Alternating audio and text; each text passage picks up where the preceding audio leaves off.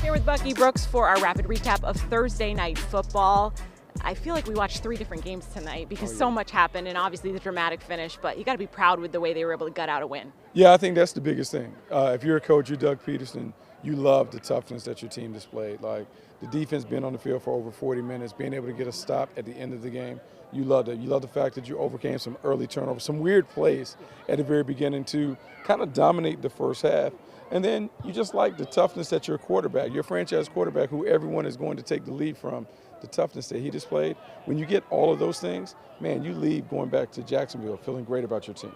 Before the game, we were always talking about Trevor Lawrence, whether he was going to play. He came out pregame, and it almost felt like there wasn't even a concern because he was so adamant earlier this week that he wanted to play. What does that show his teammates? And they really felt like he was out there battling with him. Yeah, and talking to Coach Peterson right after the game, he talked about he wanted to see the look in Trevor Lawrence's eyes. Right. That he wanted that to be the determination whether he played. He didn't want to take it out of his hands.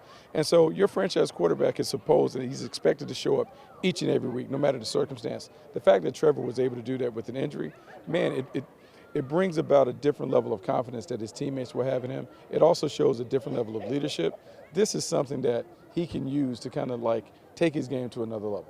On the defensive side of the ball, we know that's been the backbone of this team so far this season. But to see some names that we haven't heard, Buster Brown stepping up big, what's that mean to see some of those role players stepping up? Well, you have to love it. You have to love that Buster Brown was able to step in, making his first career start, stepping in for Tyson Gamble, which is tough because he had a tough guard going against Michael Thomas, but he handled it. And what I love about it is he gave up a play early, but came back, bounced back, made some plays down at the end.